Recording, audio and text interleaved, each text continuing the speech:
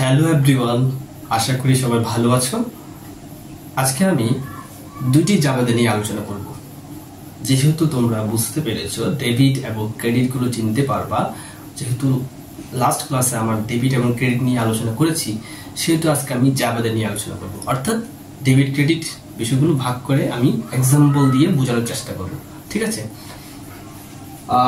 তোমাদের বইয়ের 71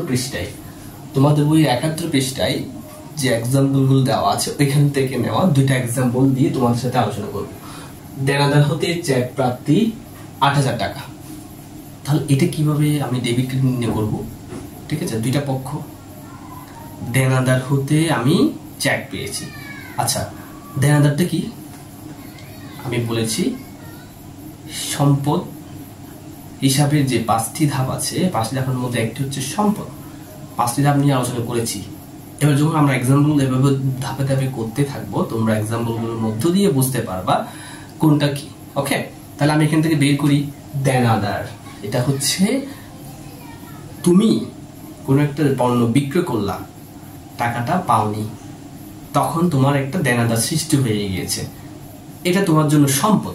আজকে টাকাটা পাওনি, এটা ফিউচারে পাবা, ভবিষ্যতে পাওয়া, এটা তোমার জন্য সম্পদ। তাহলে এই দেনাদারটা হচ্ছে আমার জন্য সম্পদ। ওকে, তাহলে দেনাদার হতে চেক প্রাপ্তি। তাহলে তুমি একটা পণ্য বিক্রি করেছো মনে করো, ঠিক আছে, পণ্য যে কোনো কিছু বিক্রি করতে পারো। এই পণ্যটা বিক্রি করার ফলে তুমি টাকাটা কি পাওনি, বাকিতে বিক্রি করেছো। এখন কিছুদিন পরে এসে কি হয়েছে, সে টাকাটা দিয়েছে কিভাবে? চেকের মধ্য দিয়ে। ঠিক আছে, তাহলে ও যখন চেক দিয়েছে, তাহলে চেকটা কোথায় যাবে? তোমার ব্যাংকে যাবে। তাহলে তোমার ব্যাংক হিসাব বৃদ্ধি পাবে। তোমার ব্যাংকে একটা অ্যাকাউন্ট আছে, ওই তোমার ব্যাংকে যে অ্যাকাউন্টটা আছে ওইটা একটা কি সম্পদ। ঠিক আছে, তোমার ব্যাংকে যে অ্যাকাউন্টটা আছে, তোমার ব্যাংকে যে হিসাবটা আছে, ওটা একটা সম্পদ। তাহলে তোমার সম্পদে কি হলো? টাকাটা যুক্ত হলো। যে টাকাটা তুমি দেনাদার কাছ থেকে পাবা সেটা যুক্ত হলো কোথায়? তোমার অ্যাকাউন্টে গিয়ে। তাহলে এটা হচ্ছে দেনাদার হতে চেক প্রাপ্তি ৮,০০০ টাকা। মনে থাকবে, এই ৮,০০০ টাকা কি জাবাদে কি পাবো? দুইটা পক্ষ, একটা হবে দেনাদার হিসাব হবে, আরেকটা হবে ব্যাংক হিসাব। বোঝা গেল কেন দেনাদার হিসাব? দেনাদার হচ্ছে কি, তুমি দেনাদার থেকে টাকা পেয়েছো। এখন তুমি যখন আগে পণ্য বিক্রি করেছো তখন তোমার দেনাদার হিসাব কি ছিল? বৃদ্ধি ছিল। এখন যখন টাকা পেয়ে গেছো, এখন তুমি আর দেনাদার থেকে টাকা পরে দাবি করতে পারবে না। তাহলে তোমার দেনাদার কমে গিয়েছে, এখন শেষ। অর্থাৎ তোমার দেনাদার যে পাওনা, তুমি একজন ব্যক্তির কাছ থেকে যে টাকাটা পাইতা, যে টাকাটা পাওয়ার কথা ছিল, সেটা আজকে পেয়ে গেছো, শেষ। দেনাদার থেকে টাকা পেয়ে গেছো, তাহলে দেনাদার হিসাব কমে গিয়েছে। তাহলে সম্পদ কমে গেলে কি হয়? ক্রেডিট হয়। ঠিক আছে, আর ব্যাংকে, ঠিক আছে, ব্যাংকের হিসাবটা তোমার বৃদ্ধি পেয়েছে। তাহলে ব্যাংক হচ্ছে তোমার জন্য সম্পদ। তোমার সম্পদ বৃদ্ধি পেলে কি হয়? ডেবিট হয়। তাহলে একটা সম্পদ বৃদ্ধি পেয়েছে ডেবিট, আরেকটা সম্পদ কমে গিয়েছে ক্রেডিট। তো জাবাদে কি হবে? জাবাদে হবে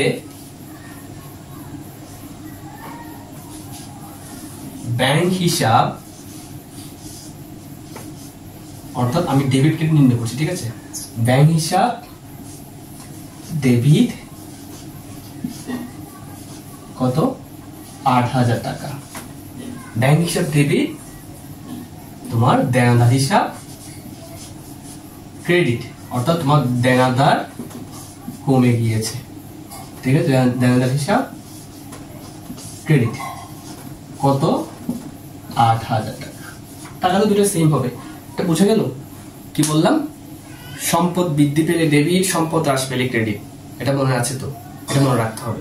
এটা যদি মনে থাকে তাহলে আমার এখন বুঝতে হবে কি, আমার দেনাদার হতে যখন আমি চেকটা পেয়েছি, চেকটা কোথায় গিয়েছে? আমার ব্যাংক হিসাব বৃদ্ধি পেয়েছে, ব্যাংকে টাকাটা যুক্ত হয়েছে। অর্থাৎ ব্যাংকে আমার যে অ্যাকাউন্ট আছে, টাকাটা বৃদ্ধি পেয়েছে, সম্পদ বৃদ্ধি পেয়েছে, ডেবিট। আর দেনাদার যার কাছ থেকে আমি টাকা পাইতাম, তার কাছ থেকে আজকে থেকে আর টাকা দাবি করতে পারবো না, ক্লোজ। সম্পদ হিসাব কমে গিয়েছে, দেনাদারটা কমে গিয়েছে। তাহলে ব্যাংক হিসাব ডেবিট, দেনাদার হিসাব ক্রেডিট। ওকে, বোঝা গেল? এইবার হচ্ছে লাস্ট কোনটা? 2 নাম্বার। ঠিক আছে, মারুফের নিকট হতে ঋণ গ্রহণ।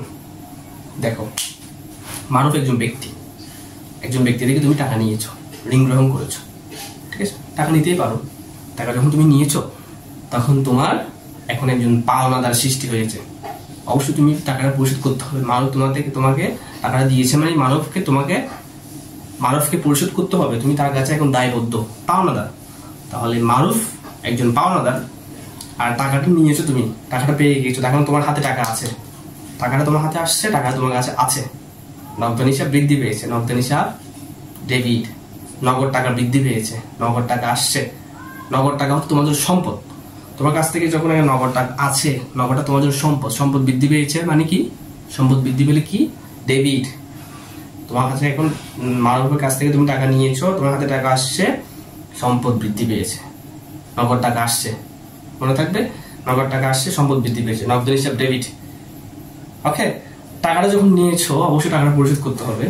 কার কাছ থেকে নিয়েছো, মারুফের কাছ থেকে, মারুফ তোমার জন্য পাওনাদার, তাহলে দায়। আরেকটা কি, টাকা নেওয়ার সাথে সাথে কি বৃদ্ধি পেয়েছে, দায় বৃদ্ধি পেয়েছে, দায়। দায় বৃদ্ধি পেলে ক্রেডিট, দায় বৃদ্ধি পেলে ক্রেডিট, মনে থাকবে, মানে ওই যেগুলো মুখস্থ করতে হবে এগুলো মনে রাখতে হবে। ওকে, তাহলে যখন টাকা নিয়েছো, নগদ টাকা বৃদ্ধি পেয়েছে, নগদান হিসাব, নগদান হিসাব ডেবিট, ঠিক আছে, নগদান হিসাব ডেবিট, নগদ টাকা বাড়ার কারণে নগদান হিসাব ডেবিট। আরটা কি, পাওনাদার বৃদ্ধি পেয়েছে, দায় বৃদ্ধি পেলে ক্রেডিট, তাহলে পাওনাদার হিসাব, পাওনাদার হিসাব ক্রেডিট, পাওনাদার হিসাব ক্রেডিট, শর্ট করে লিখে দিচ্ছি, পাওনাদার হিসাব ক্রেডিট। আশা করি বুঝতে পেরেছো বিষয়টা। যদি না বুঝে থাকো কমেন্ট করবা, ঠিক আছে, কোনো ধরনের প্রশ্ন থাকলে কমেন্টে জানাবা। আমি এভাবে প্রত্যেকটা বিষয়, প্রত্যেকটা ডেবিট ক্রেডিট তোমাদেরকে বুঝিয়ে দেওয়ার চেষ্টা করবো। এই বইয়ের আরো যেগুলো এক্সাম্পল আছে আমি পরবর্তীতে তোমাদেরকে জানাবো, ঠিক আছে। ওকে, দেখা হবে পরবর্তী ক্লাসে। গুড বাই, ভালো থাকো।